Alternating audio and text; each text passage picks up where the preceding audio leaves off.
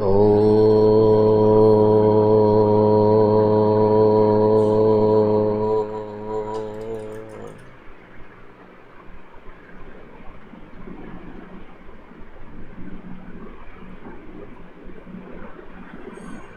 ज्ञान प्राप्ति की इस चैनल में जुड़े हुए हमारे सभी साधक मित्रों का अभिवादन है।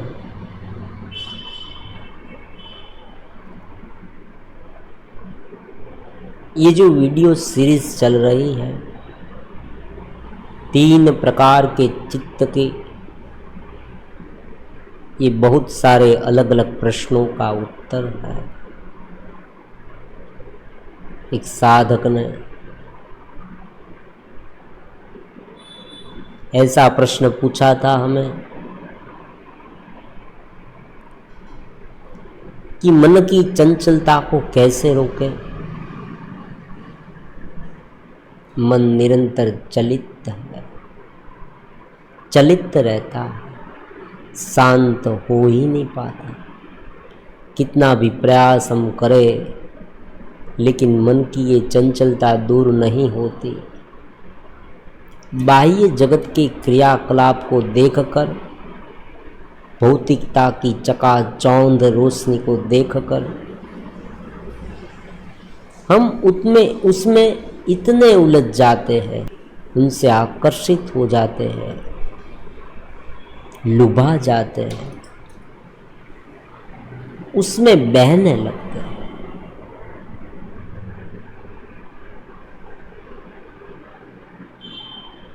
जो चौथा चित्त है, ये जो 2 चित्त है,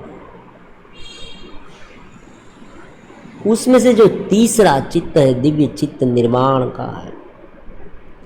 2 चित्त में रहते हैं पूरे जीवन।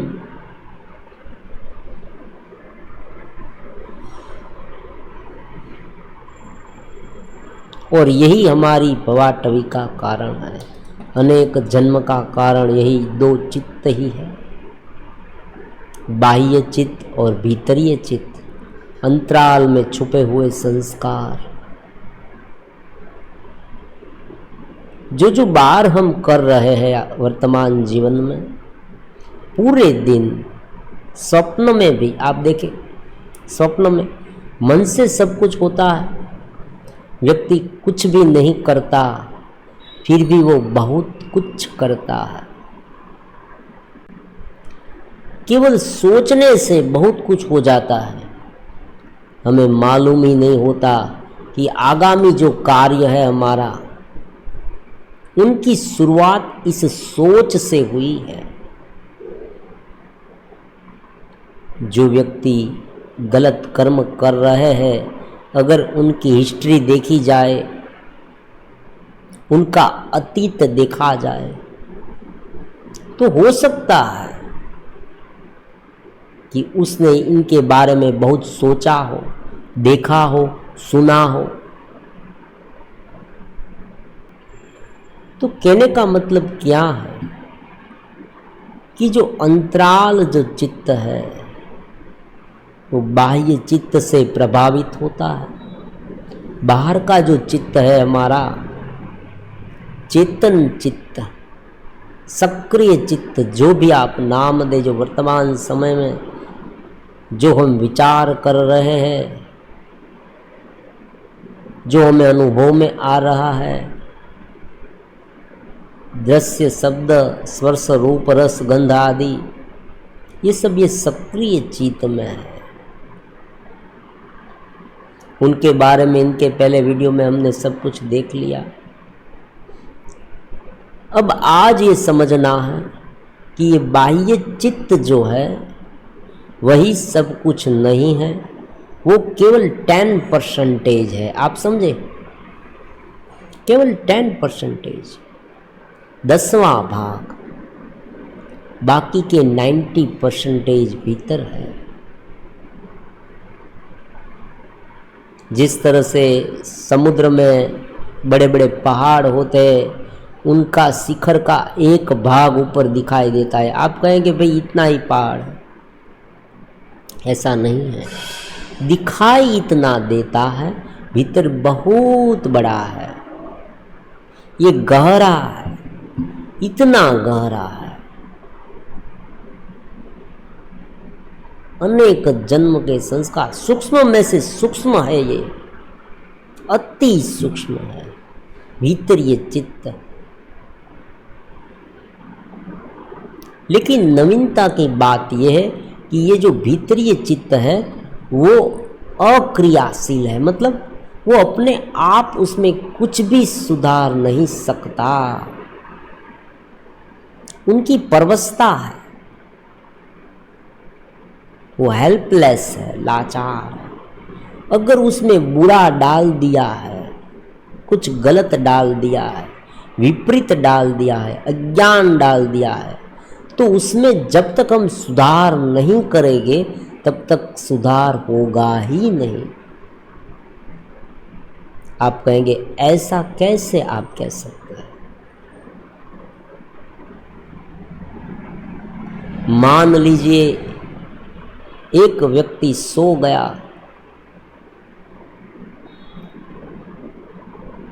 तो जब वो उठेगा तब जहां था वहां ही रहेगा, उसमें कोई बदलाव नहीं आएगा। आप ये भी कह सकते हैं कि भाई स्वप्न में हमें कुछ दिखाई दिया। मान लीजिए स्वप्न में कभी कभी होता है ऐसा, कोई गुरु कृपा स्वप्न में हो गई, इष्ट कृपा स्वप्न में हो गई, हमारे पुराने कुछ अच्छे संस्कार जग गए और ये हो गया, घटित हो गया, स्वप्न में हमें दिखाई दिया, स्वप्न में हमें मार्गदर्शन मिला, स्वप्न में हमारा हृदय परिवर्तन भी हुआ। लेकिन ये स्वप्न क्या है? स्वप्न भीतरी चित्त नहीं है, समझे आप। भले आप आंखें बंद है लेकिन उस समय मन तो चलता है ना, ये बाह्य चित्त ही है। बाह्य चित्त में आपको स्वप्न दिखते हैं, भले ये शरीर का भान ना रहे लेकिन मन का भान तो है। अब मैं स्वप्न देख रहा हूँ और स्वप्न में अलग अलग प्रकार का हम देख रहे हैं, हम घूम रहे हैं बाग में, हमने किसी व्यक्ति को देखा, गुरु ने हमें ये बताया स्वप्न में, ये भी हमने सुना, हमने उनकी झांकी कर पाए स्वप्न में, परमात्मा की झांकी। कभी कभी आप देखते हैं बहुत सारे लोगों को नदी पर्वत भगवान के अलग अलग रूप, ये सब स्वप्न में आते हैं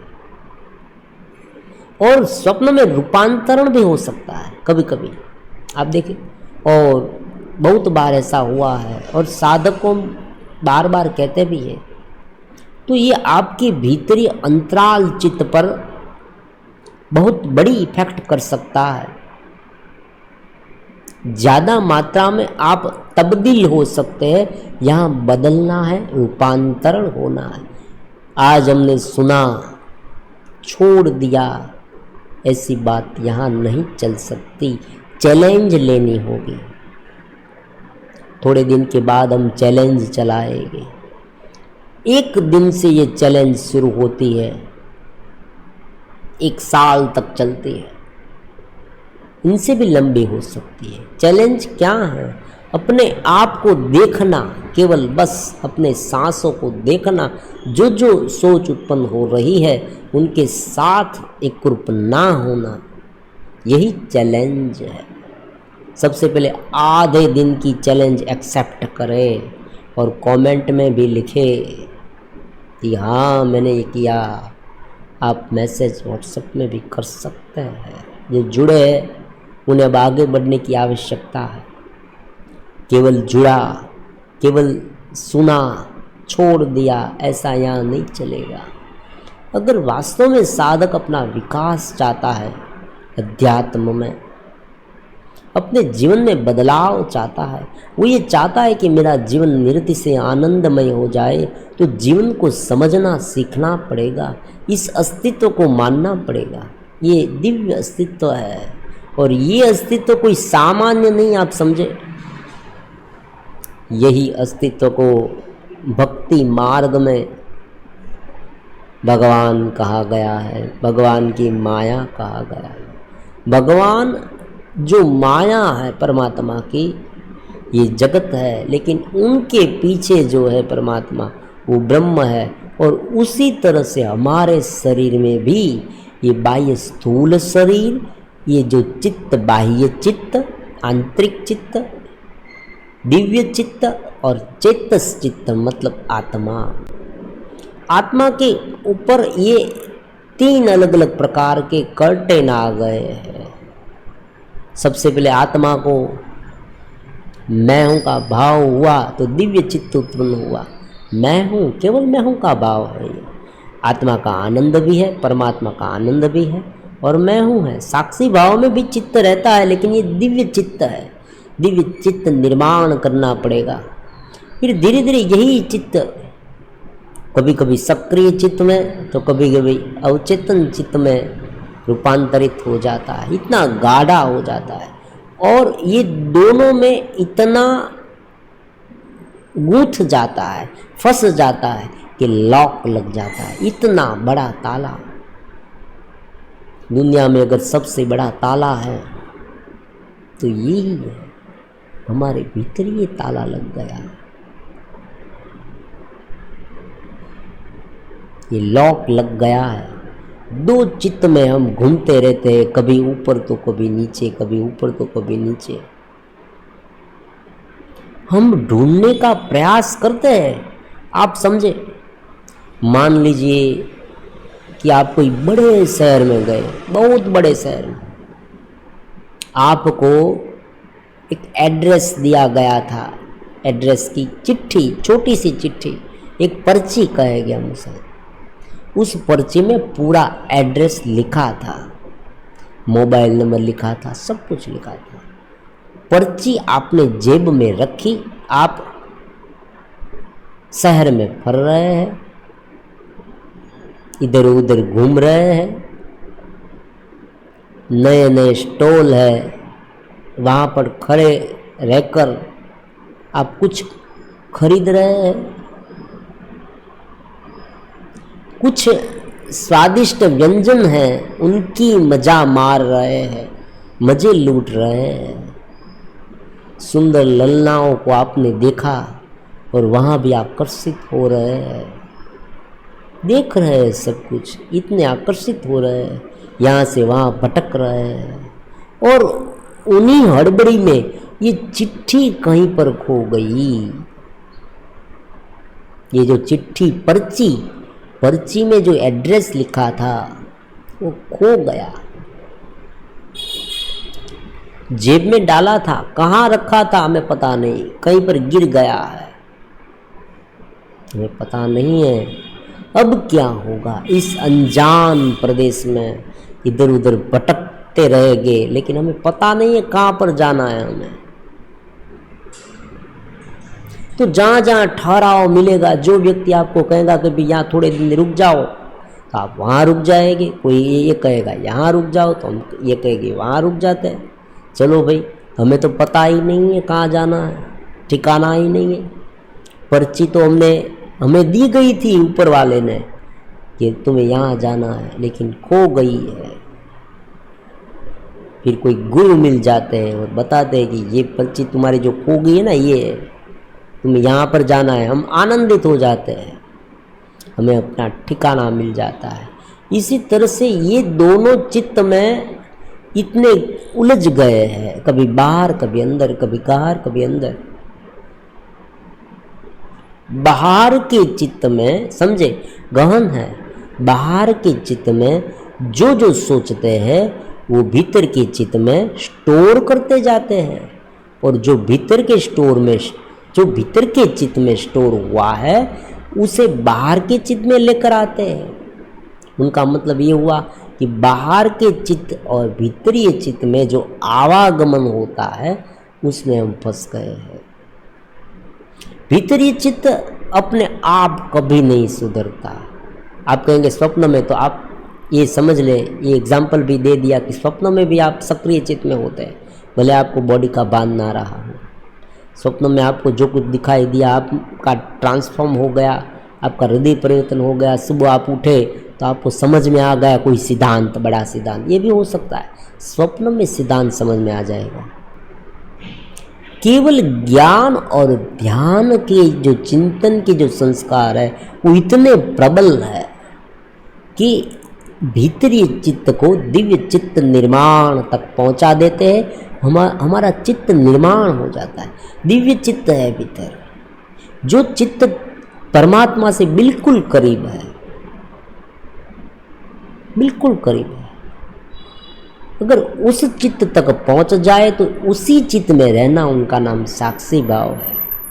लोग ये कहते हैं कि साक्षी भाव में रहो, ये दिव्य चित्त में रहना है। क्योंकि साक्षी भाव में रहते समय भी हमें अपने शरीर का भान तो होता ही है ना। मान लीजिए कोई व्यक्ति साक्षी भाव में रहा है और पैरों पर चल रहा है तो थोड़ा बहुत ध्यान उनका होगा ही शरीर पर, वरना तो वो गिर जाएगा। वो चलता है, फिरता है, बोलता है। भगवान ने भी कहा है, इसमें कोई नई बात नहीं है। भगवान ने कहा स्थित धी। अर्जुन ने पूछा स्थित धी का भाषा। स्थित धी का मतलब है साक्षी भाव। स्थित धी जो मेरे में रहता है, जो मेरे में स्थिर रहता है, वो स्थित धी है। योगारूढ़, परमात्मा कहते योगारूढ़। 6ठे अध्याय में भगवान कहते योगारूढ़। और इसी बात को भगवान गुणातीत कहते हैं 14वें अध्याय में। अलग अलग नाम परमात्मा भी देते हैं। भक्ति भाव वाले उसे कहते हैं भगवत भाव में स्थिरता। आत्मनिष्ठ व्यक्ति कहता है कि आत्मा में लीनता। आत्मनिष्ठ, ब्रह्मनिष्ठ, ऐसे शब्द आपने उपनिषद अगर पढ़े हैं तो आपने ये सुने होंगे। ब्रह्मनिष्ठ, आत्मनिष्ठ, ये चित्त दिव्य चित्त है।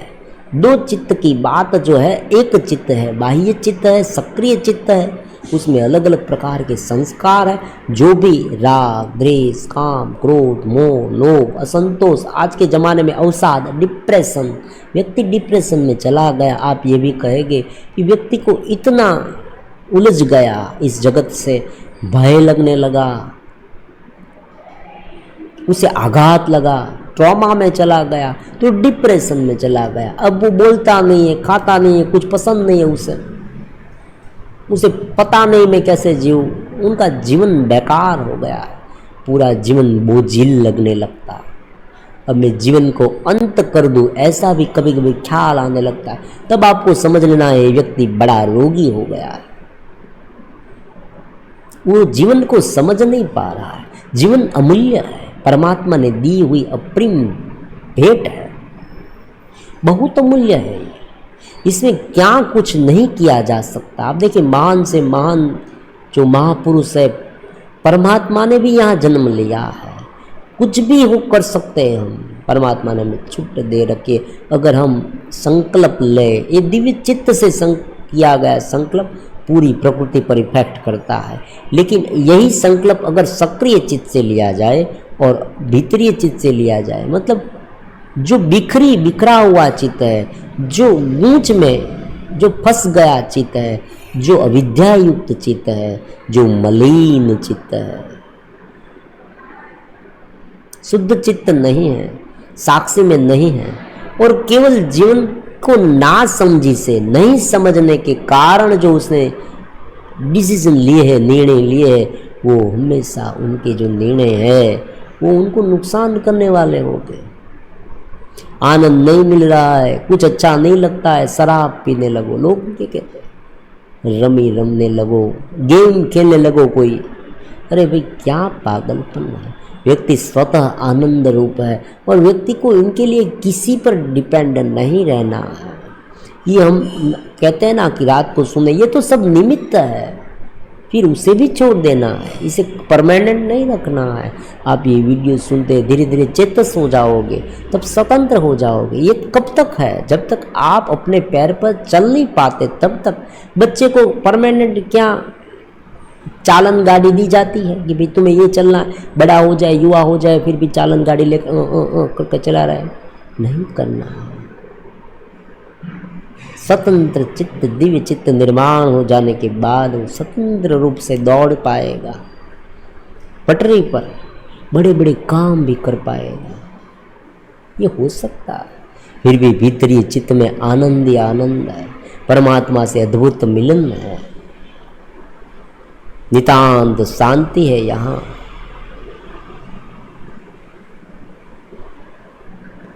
तो जो बाह्य चित्त है वो इतना विवश रहता है पूरे दिन कि उसे ये दिव्य चित्त के बारे में सोचने का समय ही नहीं है,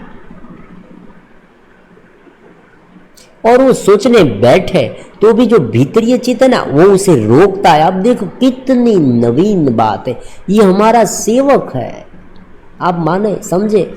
भीतरी चित्त है ना वो तो केवल डाटा बैंक है, वो उनमें कोई क्षमता नहीं है, फिर भी वो एक शक्ति बन गई है। क्यों?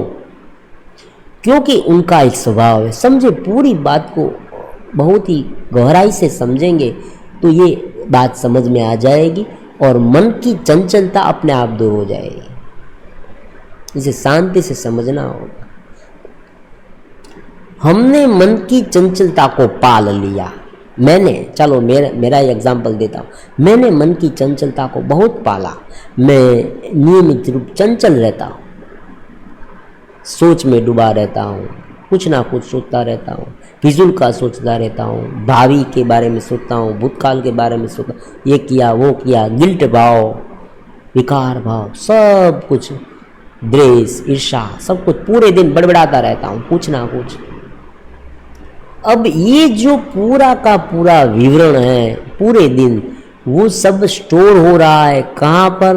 अवचेतन माइंड में, भीतरी अंतराल चित्त में, सुसुप्त चित्त में सब कुछ स्टोर होता है। अब मैंने एक गुरु से मिला।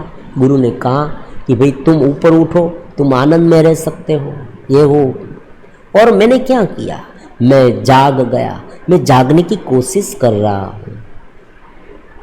फिर मैं ध्यान करने बैठा, ध्यान थोड़े ही देर तक लगा, थोड़े ही समय में टूट गया, मैं हड़बड़ी में आ गया। फिर से मैं जैसा था वैसा होने लगा। मैं प्रयास कर रहा हूँ लेकिन मैं नहीं कर पाता। क्यों नहीं कर पाता? उनका क्या कारण है? क्योंकि पुराने समय में जो मैंने किया था वो सब उनमें स्टोर है। अब वो चित्त क्या करता है? वो चित्त कुछ नहीं करता, वो मैं यही याद दिलाता है कि तुम आज तक ये करते आए हो, तुम अब ये क्यों करने लगे? ये टेंडेंसी है। तुम आज तक चंचल थे, आज स्थिर रहने का प्रयास क्यों कर रहे हो? तुम्हें चंचल रहना है। क्यों मुझे चंचल क्यों रहना है? क्योंकि आज तक तुम चंचल रहे थे। तमोगुण है ये, तमस है, तमस पकड़े रखता है। तुम आज दिन तक चंचल थे तो तुम्हें चंचल ही रहना है, चंचलता में मर जाना है, चंचलता में मिट जाना है। तुम विकारों के बारे में इतना सोचते थे, अलग अलग वीडियो देखते थे, आपका अवचेतन मन आपको समझाएगा। ये वीडियो में मजा आता था तुम्हें, अब ये क्या लगा रखा है? ध्यान आदि छोड़ दे, फिर से देखने लगे। थोड़ा तो देख ले, थोड़ा सुन ले, थोड़ा चख ले, थोड़ा स्पर्श कर ले, बहुत मजा आएगा। देख तो सही, किसी भी तरह से फिर से जहां था वहां आके पटक जाता है। पटक जाता है, हम कहते हैं ना, पटक जाता है, ऊपर से गिरता है, मुंह पर गिरता है, बड़ी चोट लगती है, उसे गिल्ट भाव उत्पन्न होता है, फिर से वो गिरता है। गुरु के पास जाकर कहता है कि नहीं होगा प्रभु मुझसे, अब मैं थक चुका हूँ इस मन से।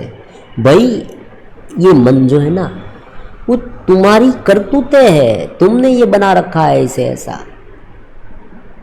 भूतकाल में हमने जो जो किए थे, जो जो कार्य किए थे, जितना सोचा था वो सब इसमें स्टोर है, और वही फिर से बाहर आकर हमें मार रहे हैं।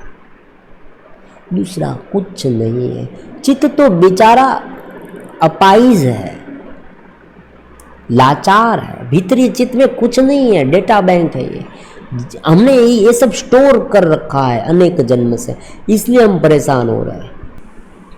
कहने का मतलब यह है कि ये जो चित्त है, बाह्य चित्त और अंतराल चित्त, उसमें से अंतराल चित्त में अपने आप परिवर्तन नहीं होता। और जो कुछ भी हमें आज अनुभव में आ रहा है वो हमारा करा धरा है, हमने ही किया है। लोग परमात्मा को दोष देते हैं, भगवान कहते हैं कि मेरी शक्ति से ये सब हो रहा है, लेकिन मैं ये नहीं कर रहा हूँ, मैं उनका कारण नहीं, उनका कारण अविद्या है। क्योंकि एक बार ना समझी में हम कुछ करने लगे, ना समझी में। आप देखें, एक छोटा सा बच्चा घर में खेल रहा था, एक अनजान आदमी आया, उसने मुझे चॉकलेट दी। उनकी माँ ने मना कर दिया, लेकिन उसने समझा कि भाई मैं इनका रिलेटिव्स, उनके फादर का रिलेटिव्स हूँ, तो मैं उसे चॉकलेट देता हूँ, दूसरा तो कुछ दे नहीं देता नहीं, चॉकलेट देने में क्या हर्ज। एक दिन दी, हर रोज आता था, हर रोज चॉकलेट देता था। फिर लड़के को, बच्चे को चॉकलेट की आदत लग गई।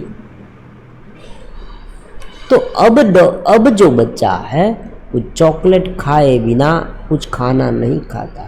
वो तुरंत कहेगा कि पहले चॉकलेट दो, फिर बाद में मैं खाना खाऊंगा।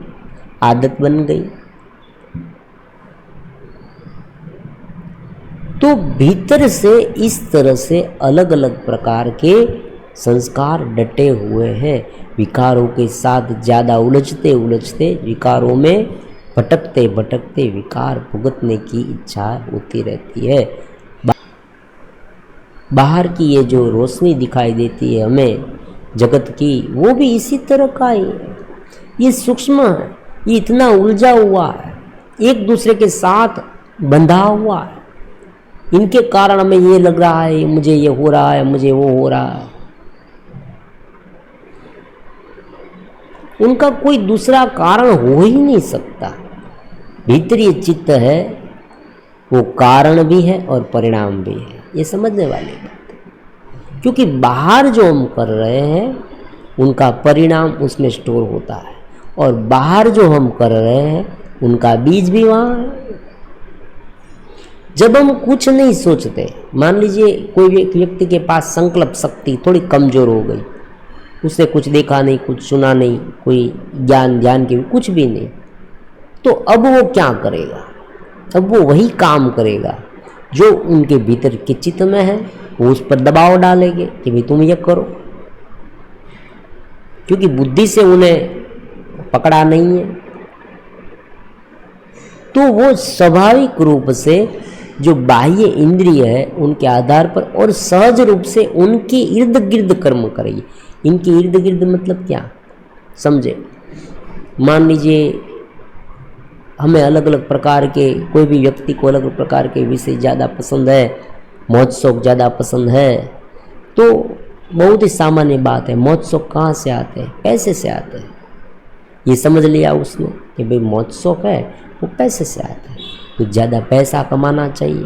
पैसा इस तरह से नहीं कमाया जाता सही तरीके से, तो कम कमाया जाता है, इतना मिलता है कि जिनसे हमारा पेट भर जाए, जीवन चल जाए। लेकिन अगर कुछ इधर उधर का कर दूँ तो ज़्यादा मौज शौक मिले, ज़्यादा विषय मिले।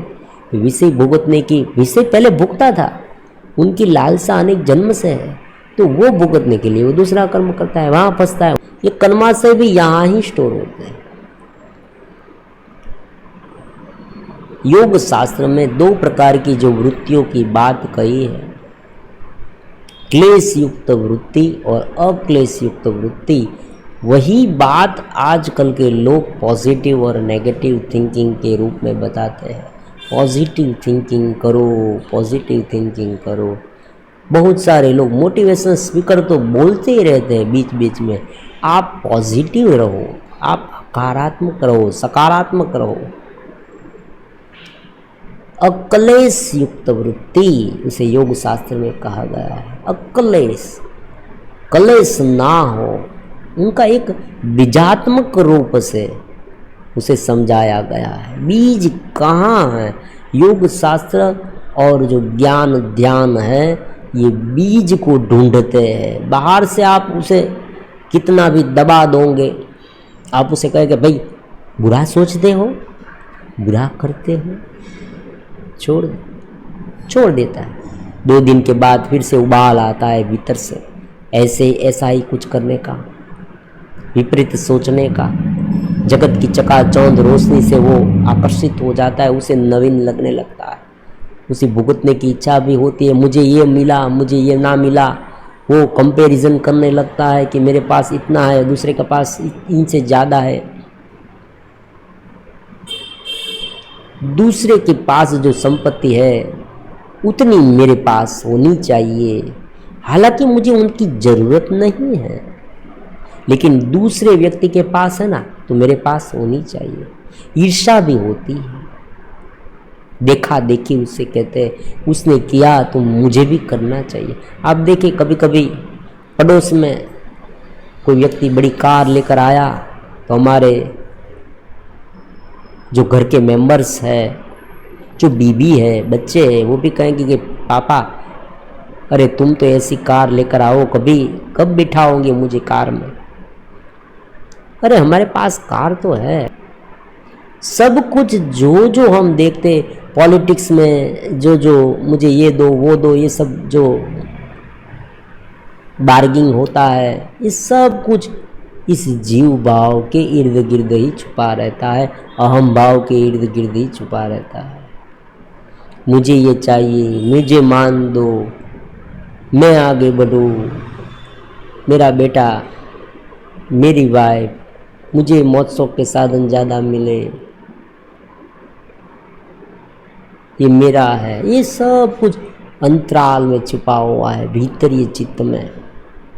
हमें क्या करना, हमें इनको छेड़ना नहीं है। देखो छेड़ने बैठेंगे ना तो वो हमें बहुत परेशान करेगा, क्योंकि सभी प्रकार के दुर्गुणों को मिटाना कोई व्यक्ति का काम है ही नहीं, बहुत मुश्किल काम है।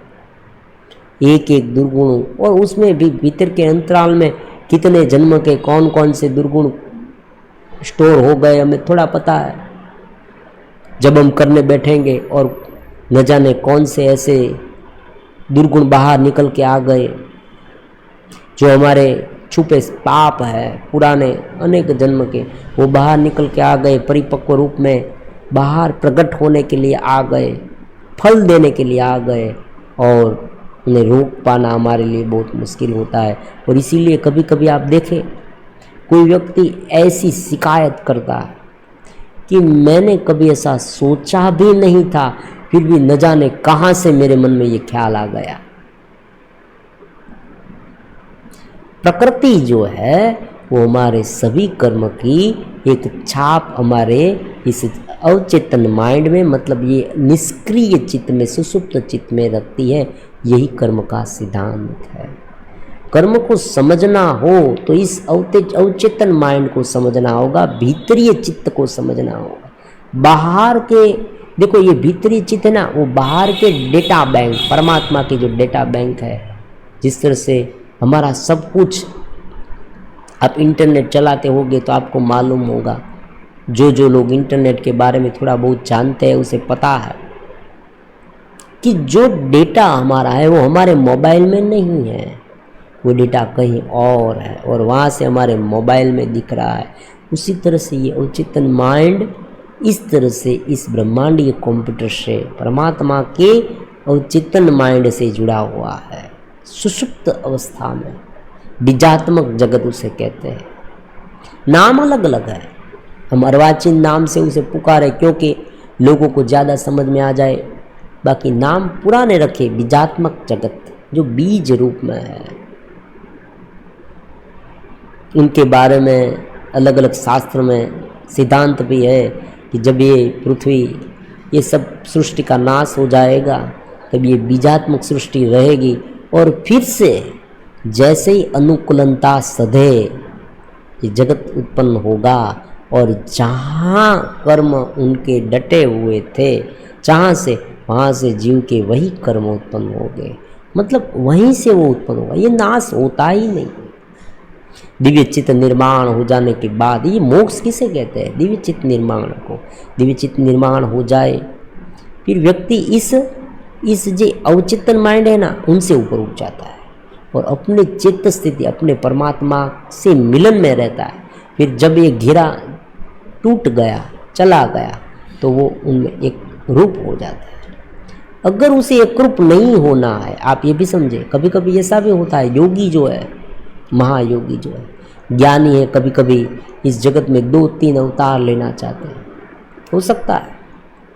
अगर कोई व्यक्ति है, उनकी इच्छाएं रह गई और वो दिव्य चित्त निर्माण कर गया, तो इस दिव्य चित्त निर्माण के आधार पर वो दूसरे शरीर में जाएगा, अच्छे शरीर में जाएगा, इनसे भी, और वहाँ भी यही दिव्य काम करेगा, दिव्य काम भी करेगा। इसलिए आप देखते हैं कि कभी कभी कोई महापुरुष जन्म से ही तपस्वी जैसे होते हैं, उनमें शक्ति होती है, लोग उनसे प्रभावित हो जाते हैं, बड़े बड़े काम करते हैं, लोक हित के, बचपन से उनमें कुछ ना कुछ हमें देखने को मिलता है असामान्य। आप ये भी कहेंगे, उनकी बायोग्राफी आप पढ़ेंगे जीवनी, तो आप तुरंत कह देंगे कि भाई उसमें कुछ है, ये हमारे जैसा नहीं है, वो अलग है।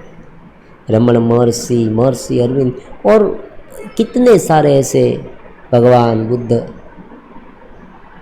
हमारे ईश्वरीय अवतारों को देखे, कृष्ण, राम, भगवान जैसे ऐसे बहुत बड़े महापुरुष, भगवान, अवतार, भक्त, गुरु सब है हमारे सामने उदाहरण के रूप में। जिसने दिव्य चित्त निर्माण कर लिया है, फिर आगामी जन्म उनका है, वो इस निर्माण चित्त के साथ होगा।